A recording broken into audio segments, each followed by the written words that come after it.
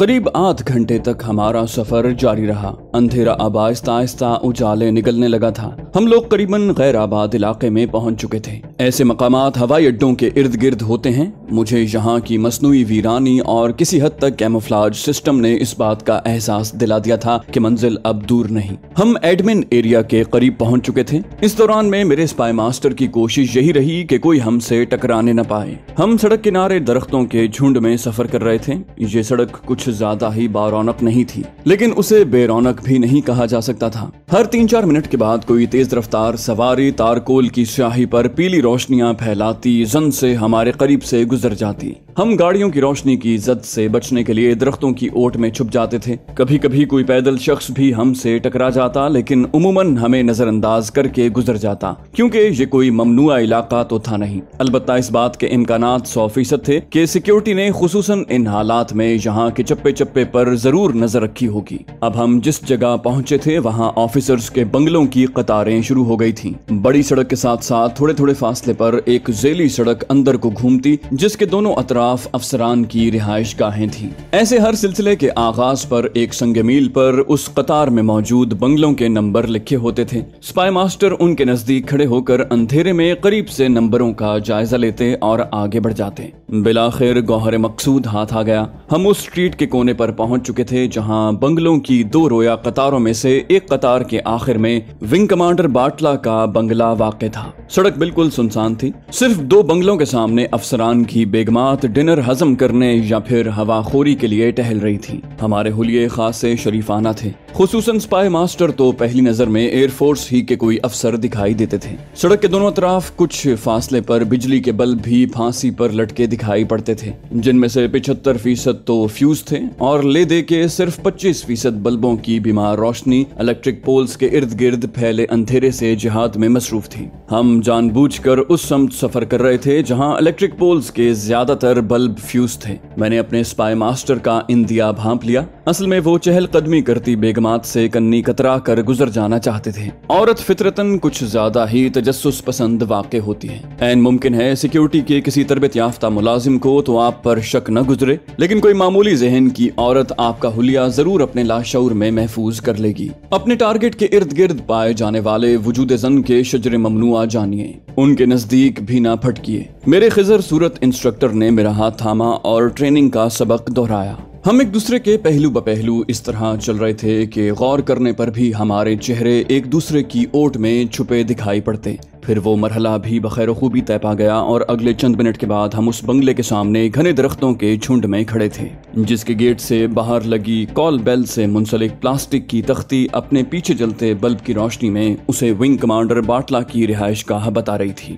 इमारत एक मंजिला थी। यहाँ करीबन तमाम इमारतें एहतियाती तदाबीर के पेश नजर एक मंजिला ही बनाई गई थी। बंगलों की इस कतार की पुश्त पर खाली मैदान में उगी झाड़ियां किसी भी फौज की पनाहगाह का काम दे सकती थी। दुश्मन ने ये इक़दामात यकीनन इस एरिया को कैमोफ्लेज करने के लिए किए थे, लेकिन चांसेस दोनों के लिए 50-50 थे। हमने भी उन्हीं झाड़ियों की ओट से यलगार करना थी। बंगले के गेट से मुल्हिक बाग में किसी मुसल्ला संतरी की मौजूदगी के इम्कानात भी नजरअंदाज नहीं किए जा सकते थे। अभी रात के बमुश्किल 9 बजे थे और अंदर जगमगाती रोशनियों के अकब से वेस्टर्न म्यूजिक की हल्की हल्की आवाजें उभर कर यहाँ मुकीम लोगों के ज़ौक़ का पता दे रही थी। आज सनीचर की रात थी और सनीचर की रात की भारतीय सोसाइटी में क्या हैसियत है इसका अंदाजा हमें खूब था। हमारे अंदाजे के मुताबिक विंग कमांडर बाटला अभी घर नहीं पहुंचा था, क्योंकि बरामदे के सामने हमें किसी गाड़ी के आसार नजर नहीं आ रहे थे। वो शायद अभी मीटिंग में मसरूफ था या फिर नाइट क्लब में दादे ऐश दे रहा था, जबकि उधर भी यही हाल था। ऑफिसर्स कॉलोनी के तकरीबन सभी बंगलों में उस वक्त शैतानियत रक्स फरमा रही थी। दरख्तों के झुंड से और फिर मेन गेट के ऊपर से झांक कर हमने जोग्राफियाई और माशरती हालात का एक सरसरी सा जायजा लिया। फिर हम घूमकर बंगले की पुश्त पर चले आए, जहां बड़ी बड़ी खुदरौ घास अपनी आगोश वाक़िए हमारी मुंतजिर थी। इन्हीं झाड़ियों की ओट में हमने अपना शरीफाना लिबास नायलॉन के एक थैले में मुंतकिल किया और उसे स्पाई मास्टर ने अपनी पुश्त पर किट की तरह बांध लिया। یہ اقدام خالصتاً احتیاطی تدابیر کے پیش نظر کیا گیا تھا، مبادا کہیں دوبدو مقابلے یا مشن کے دوران کسی اور چکر میں ہمارے کپڑے پھٹ جائیں تو ان کا متبادل موجود رہے۔ پھر دوسری بات یہ بھی تھی کہ ہمیں یہاں سے فرار ہونے کے لیے بھی شرفا کا حلیہ اپنانا تھا، اور سفید پوشوں کے کپڑے بے داغ ہوتے ہیں۔ ہمارے پاس 2 آٹومیٹک پستول، ایک چھوٹی سی کلوروفارم کی شیشی، اپنے بے نام سے وجود اور ٹریننگ کے سوا بظاہر اور کچھ نہیں تھا جو ہمیں ایسے کام کرنے کے لیے خصوصی طور پر دی جاتی ہے۔ یہ سب کچھ اس قدر کافی ہرگز نہ تھا کہ ہم اسی کے بلبوتے پر اس دہکتے جہنم کا ایندھن بننے چلے آئے، لیکن وہ کوئی اور ہی جذبہ تھا جو ہمارا مان بڑھا رہا تھا۔ خدائے بزرگ و برتر کی ذات پر ہمارا بے پایاں اور غیر متزلزل اعتقاد ہمیں ہر ڈگمگاتے لمحے میں طاقتور ستون کی طرح سہارا دے کر کھڑا کیے رکھتا، اور ہم بے سر و سامان ناچیز سے بندے بسا اوقات وہ کچھ کر گزرتے کہ ایک عالم انگشت بدنداں رہ جاتا۔ میری آنکھوں کے سامنے اندھیرے میں بھی لوہے کا وہ موٹا پائپ ہلکورے لیتا دکھائی دے رہا تھا جس کے ذریعے ہمیں چھت تک پہنچنا تھا، اور وہاں لیٹ کر اس ہنگامہ ناؤ نوش کے سرد ہونے کا انتظار کرنا تھا جس کے بعد ہی کچھ ممکن ہوتا۔ ہمیں بریف کیس پر ہی نہیں، گھر کے زیورات اور نقدی پر بھی ہاتھ صاف کرنا تھے، اور یہ سب کچھ اس ڈرامے کا حصہ تھا جس نے اس جاسوسی کارنامے کو محض چوری ظاہر کرنا تھا، اور چوروں نے بریف کیس بھی اس میں موجود دولت یا کسی قیمتی شے کے لالچ میں اڑا لیا ہوگا۔ ہمیں علم تھا کہ محض عام سی چوری کا شک ہونے پر اس معاملے کو زیادہ سیریس نہیں لیا جائے گا، کیونکہ ایسی اکا دکا وارداتیں یہاں ہوتی رہتی تھیں۔ ہم دونوں جھاڑیوں میں ٹکے پیش آمدہ حالات سے نبٹنے کی منصوبہ بندی کر رہے تھے۔ گھڑی کی سوئیاں اب 10 کے ہندسے کا طواف کرنے لگی تھیں، لیکن ابھی تک اندر ہونے والی سرگرمیوں میں کوئی کمی واقع ہوتی نظر نہیں آ رہی تھی۔ ہماری طرف غالباً کچن تھا جس کی لائٹ تب سے اب تک مسلسل جل رہی تھی۔ سپائی ماسٹر نے مجھے کچھ ہدایات دے کر وہیں رکنے کو کہا، پھر اپنی کمین گاہ سے باہر نکلے اور جھک کر تیزی سے چلتے بنگلے کی دیوار سے جا لگے۔ ان کی جسمانی چستی اور پھرتی پر بے اختیار میرے منہ سے نعرہ تحسین بلند ہوا۔ بلا شبہ وہ کسی سرکس کے منجھے ہوئے جمناسٹر نظر آتے تھے۔ اپنے دونوں ہاتھوں کی ہتھیلیاں انہوں نے قریباً اپنے قد کے برابر دیوار پر جمائیں اور انہی ہتھیلیوں کے بل پر اپنا سارا جسم فضا میں بلند کیا۔ شاید وہ خطرہ مول لے کر اندر کے حالات کا جائزہ لے رہے تھے۔ قریباً 1 منٹ کے بعد وہ اپنی پہلی پوزیشن میں واپس آئے، اور اب وہ دوبارہ اسی طرح جھکے جھکے میری طرف بھاگے چلے آ رہے تھے۔ کم آن بوائے، ٹارگٹ پہنچ چکا ہے اور اسے ہر حال میں یہیں ہٹ کرنا ہے۔ اگر یہ موقع نکل گیا تو شاید پھر کبھی ہاتھ نہ آئے۔ انہوں نے میرے نزدیک پہنچ کر سرگوشی کی۔ میں نے اپنی جگہ سے رینگنا شروع کیا۔ Okay master. میرا رخ اسی پائپ کی طرف تھا جس کے ذریعے بنگلے کی چھت پر پہنچنا تھا۔ ماسٹر مجھ سے کچھ فاصلے پر زمین پر کوہنیوں کے بل لیٹے، ہاتھ میں پستول لیے، چھت پر نظریں جمائے ہوئے تھے تاکہ کسی ہنگامی صورتحال سے نمٹ سکیں۔ محض 2 منٹ میں نے چھت تک پہنچنے میں خرچ کیے تھے۔ چھت پر پہنچ کر میں نے لیٹے لیٹے چاروں اطراف کا جائزہ لیا۔ ارد گرد تمام بنگلوں کی چھتیں ویران دکھائی پڑتی تھیں۔ اصل میں ان بنگلوں کی بناوٹ ہی کچھ اس طرح تھی کہ ان کی چھتیں زیر استعمال آتی ہی نہ تھیں، الا یہ کہ کوئی ہمارے جیسا ضرورت مند کسی اشد ضرورت کے تحت انہیں استعمال میں لائے۔ ہر طرح کے خطرات سے بے نیاز ہو کر میں نے چھت کے ایک کونے پر لیٹے لیٹے پینسل ٹارچ روشن کر کے ماسٹر کو گرین سگنل پاس کیا، اور دوسرے ہی لمحے وہ پائپ کے نزدیک پہنچ چکے تھے۔ اوپر پہنچنے میں حسب توقع انہوں نے مجھ سے بھی زیادہ پھرتی کا مظاہرہ کیا تھا۔ پھر ہم دونوں ایک دوسرے سے کچھ فاصلے پر لیٹے آسمان پر تارے گنتے رہے۔ خدا خدا کر کے رات کے 12 بجے ساری کالونی اندھیرے میں ڈوب گئی۔ اس کے بعد بھی ہم نے آدھ گھنٹہ مزید انتظار کرنے کا فیصلہ کیا۔ آدھے گھنٹے کے بعد سپائی ماسٹر کا مضبوط ہاتھ میرا شانہ سہلا رہا تھا۔ یہ کچھ کر گزرنے کا اشارہ تھا۔ ہم نے منصوبہ بندی پہلے سے کر رکھی تھی اور اب اسی کے مطابق ہمیں حرکت میں آنا تھا۔ لیٹے لیٹے ہم نے گرم جوشی سے ایک دوسرے کا ہاتھ دبایا اور سپائی ماسٹر کروٹ بدل کر چھت کے کنارے کی طرف بڑھنے لگے۔ اس چھت سے وہ باورچی خانے کی چھت پر پہنچ گئے۔ میں اس دوران ان پر نظریں جمائے وہیں لیٹا رہا۔ پھر ماسٹر نے چند لمحے کے بعد مجھے اپنی جگہ پہنچنے کا اشارہ کیا، اور جیسے ہی میں اس جگہ پہنچا وہ دیوار پر پہنچ گئے۔ اچانک میری چھٹی حص نے چلا کر کسی خطرے کی نشاندہی کی۔ ابھی تک مجھے کچھ دکھائی نہیں پڑا تھا، کیونکہ یہاں سے اس گلی نما راستے پر نظر ڈالنا ممکن نہ تھا جو کمروں کی قطار اور 4 دیواری کے درمیان واقع تھی۔ ماسٹر کو البتہ سب کچھ بآسانی نظر آ سکتا تھا۔ میں نے ان کی طرف نظریں دوڑائیں تو وہ کسی آکٹوپس کی طرح دیوار سے لپٹے نظر آئے۔ وہ اس طرح بے حس و حرکت دیوار سے چمٹے ہوئے تھے کہ جب تک کوئی قریب آ کر انہیں نہ دیکھ لیتا नजर नहीं आ सकते थे। फिर मुझे वो इफरीत भी नजर आ गया जिसने उन्हें दुबकने पर मजबूर किया था। ये वो कमबख्त गनमैन था जो शायद किसी जरूरत के तहत उस तरफ आ निकला था, वरना इतना मुस्तैद होने की तवक्को उससे नहीं की जा सकती थी कि वो बंगले में घूम फिर कर उसकी चौकीदारी कर रहा हो। 303 की एक राइफल उसके कंधे से लटक रही थी और वो बगैर आवाज पैदा किए शायद बावर्ची खाने पर ही नकब लगाने जा रहा था। मेरा नीचे का सांस नीचे और ऊपर का ऊपर रह गया। वो जरा सी भी नजर ऊपर उठाता तो मास्टर उससे नजर आ जाते। बात ये नहीं थी कि वो हम पर गालिब आ जाता या हमारी गिरफ्तारी का खतरा था। मुमकिन है ऐसा भी रहा हो, लेकिन सबसे बड़ी बात ये थी कि उसके साथ मामूली से मार्के की सूरत में भी हमारे सारे किए कराए पर पानी फिर सकता था और ये नुकसान नाकाबिले बर्दाश्त होता। मैंने सांस रोके हुए ही खुद को ऐसी पोजीशन में ले लिया था कि किसी भी खतरे के पेश नजर यहाँ से जस्ट लगाकर उसका टेंटवा दबा दूं। लेकिन इस पोजीशन में आने के लिए भी मुझे महज चंद सेकंड ही में जिन आसाब शिकन लम्हात से गुजरना पड़ा वो मेरे लिए जानलेवा हद तक अजाबदे थे। जहाँ हरकत में बरकत नहीं मौत थी। मेरी आंखें बैक वक्त गनमैन और सर पर टिकी हुई थीं। गनमैन पर तो फितरतन और मास्टर पर किसी भी कौशन के लिए। मैंने उस कमजोर लम्हे में अपनी कमांड उनके हाथ देकर खुद को एक तरह से महफूज तसव्वुर कर लिया और आहिस्ता आहिस्ता पुरसुकून हो गया। नौवारिद जब उस मकाम से आगे निकल गया तो एक तरह मेरे तरख्ते आसाब को तमानियत नसीब हुई। वो चोरों की तरह दबे पांव चलता किचन की तरफ आ रहा था।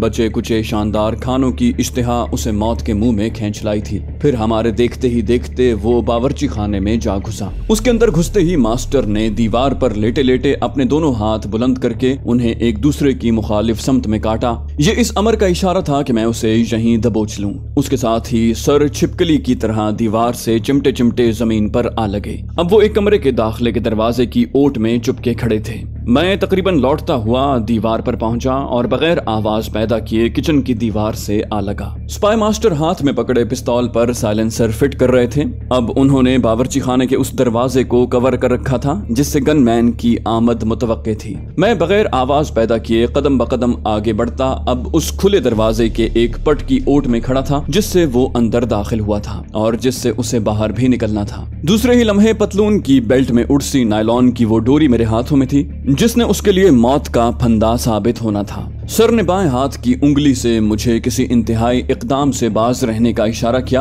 वो बहरहाल सिविलियन थे या फिर कोई मसलहत उनके पेश नजर रही होगी, क्योंकि गनमैन पर जो हरबा मैं आजमाने जा रहा था उससे फौरन ये साबित हो जाता कि उसकी मौत किसी चोर उचक्के के नहीं बल्कि किसी तरबियत याफ्ता कमांडो के हाथों वाक़ हुई है। जबकि हम अपनी मौजूदगी का कोई सबूत यहाँ छोड़ने पर तैयार न थे। मैंने सर हिलाकर उनके हुक्म पर रजामंदी का इजहार किया। कमांडर बाहर कैफ कमांडर ही होता है, उसे हर फैसला काफी सोच समझकर हालात के तहत करना पड़ता है। मुझे तो यही बताया गया था कि अपने रास्ते में आने वाली हर रुकावट को तहस नहस कर दो वरना खुद तबाह हो जाओ। लेकिन उन्होंने मुझसे ज्यादा पढ़ाई की थी, मुझसे कहीं बढ़कर तजुर्बाकार और जान से गुजरने वाले जाले उनकी जेर कमान यहाँ सरगर्म अमल थे। मैं दरवाजे की ओट में खड़ा गनमैन के बरामद होने का मुंतजिर था। उसने लाइट जलाने का तकल्लुफ भी न किया था और नदीदे बच्चों की तरह अंधेरे ही में टॉर्च रोशन किए मुख्तलिफ नौ खानों पर टूट पड़ा था। 6-7 मिनट के आसाब शिकन इंतजार के बाद वो बाहर निकला और दरवाजा बगैर आवाज पैदा किए बंद करके जूं ही मेरी तरफ घूमा, मेरे जिस्म की तमाम तवानाइयां सिमट कर हाथों में आ गईं। फिर एक हाथ उसके मुंह पर मजबूती से जमा कर मैंने उसकी सांस की आमदोरफ्त करीबन मुनक़ता करते हुए उसे खुद से चिमटा लिया।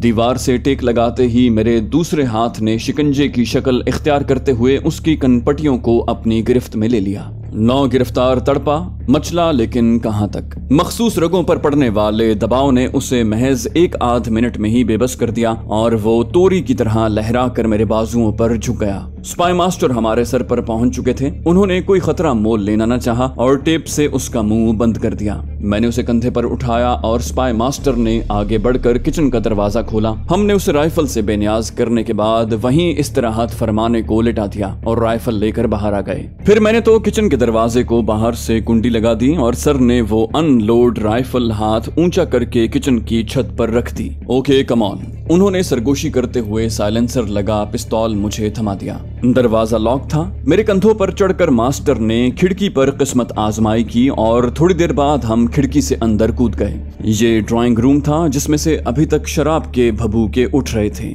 मैंने एक हाथ से पिस्तौल थामे, दूसरे हाथ से पेंसिल टॉर्च रोशन किए और उसकी महदूद रोशनी में पूरे ड्राइंग रूम का जायजा ले लिया। एक कार्निस पर रखा एक हार और कुछ नकदी हमारे हाथ लगी जो मैंने अपनी जेबों में ठूंस ली। ड्राइंग रूम के दरवाजे के नजदीक पहुंचते ही हमने टेलीफोन के तार काट डाले और बाहर कॉरिडोर में आ गए। हमारे दोनों अतराफ कमरों की कतारें थीं। एक कमरे की खिड़की से हल्की रोशनी के बल्ब की झलक दिखाई पड़ी। यहाँ भी हमें खिड़की के जरिए अंदर दाखिल होना पड़ा। अचानक जैसे मास्टर को याद आ गया, उन्होंने अपनी जैकेट की एक जेब से 2 नकाब निकाले। उस जैकेट की जेब में से मेरे देखते ही देखते कई चीजें बरामद हुई। हमने निकाब अपने चेहरों पर मुंड लिए। अब सिवाय हमारी नाक और आंखों के बाकी सारा चेहरा छुप चुका था। ये विंग कमांडर बाटला की ख्वाबगाह थी। कमरे में हल्की लाइट का बल्ब रोशन था और बेड पर बाटला और एक नौजवान लड़की अपने आप से बेनियाज बेसुध लेटे हुए थे। ये लड़की उस बुढ़े खूसट की बीवी तो हरगिज नहीं हो सकती थी। कौन थी वो, ये सोचना क्योंकि हमारे मंसूबे का हिस्सा नहीं था, इसलिए मैंने भी तरद्दुद न किया।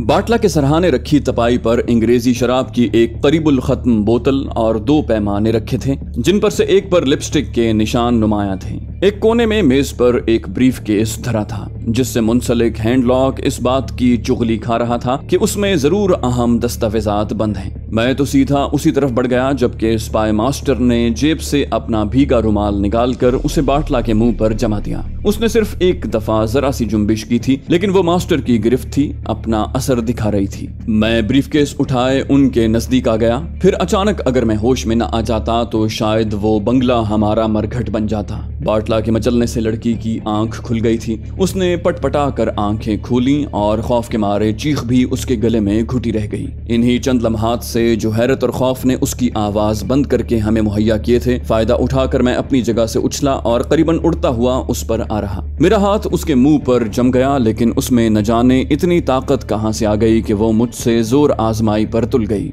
इस दौरान खौफ से उसकी आंखें फटी पड़ती थीं। किसी औरत पर मैंने जिंदगी में इससे पहले हाथ नहीं उठाया था। ओमा से भी सिर्फ दिफाई जंग लड़ी थी। मैं चंद लम्हे के लिए जहनी उलझन का शिकार हो गया कि इस बला का क्या करूं। मास्टर ने ये बात नोट कर ली और दूसरे ही लम्हे एक और रुमाल उस तड़पती मचलती लड़की की नाक पर आ रहा और 2-3 सांसों ने ही उसके कसबल निकाल दिए। हमने उससे निपटते ही उसे कानों में पहने हीरे के टॉप से बेन्याज किया। उसके सरहाने रखे जेवरात उठा लिए। स्पाई मास्टर ने दोनों के सरहानों के नीचे रखे बटवे भी उड़ा लिए और दूसरी मेज पर रखी विंग कमांडर बाटला की घड़ी भी अपनी जेब में डाल ली। बाटला और उसकी दाश्ता को उनके हाल पर छोड़कर हम बाहर निकल आए और दोबारा उसी रास्ते से उन्हीं झाड़ियों तक पहुंच गए। स्पाई मास्टर की पीठ पर बंधा नायलॉन का थैला खुला और हम अपनी पहले वाली हालत को वापस लौट गए। अब हमारी कामयाब मराजियत का आगाज होने वाला था। मुझे उन रास्तों का बिल्कुल इल्म नहीं था। उस वक्त करीबन 1:30 बज रहा था और हमें बमुश्किल 2-2.5 घंटे की मजीद मोहलत नसीब थी। उसके बाद उनमें से कोई न कोई तो जरूर होश में आ जाता। जेवरात की हमने एक पोटली सी बांध ली थी और ब्रीफकेस उसी नायलॉन के थैले में मुंतकिल हो चुका था। अब स्पाई मास्टर आगे आगे था और मैं पीछे पीछे। साइलेंसर उतार कर अब मैंने कपड़ों में छुपा लिया था। करीबन 1.5-2 मील चलने के बाद हम एक नाले पर पहुंच गए और जेवरात की पोटली से निजात हासिल कर ली। यहीं एक दरख्त के नीचे बैठकर स्पाई मास्टर ने नायलॉन के थैले से ब्रीफकेस निकाला। फिर उनकी जैकेट से अजीबोगरीब औजार बरामद होने लगे और चंद मिनट के बाद उन्होंने तालों की दूसरी समत से ब्रीफकेस तोड़कर खोल लिया। पेंसिल टॉर्च की रोशनी में हमने नीले कागजात का जायजा लिया। यही हमारा मकसूद था। खुशी से स्पाई मास्टर का चेहरा खिल उठा। खुद मेरी हालत नाकाबिले बयान थी। मेहनतें, रियाजतें और मुजाहिदे रास आ जाएं तो एक इम्बिसात सा अंदर ठाठे मारने लगता है, खुसूसन उन हालात में जब भी हम टारगेट हिट करते। रूहानी कैफो सुरूर की एक कभी न खत्म होने वाली कैफियत हम पर छा जाती। तब सारे दुख तकलीफें जैसे मिट्टी में मिल जाते और इस बात का एहसास ही न रहता कि अब से थोड़ी देर पहले हम किस अजाब से गुजर रहे थे।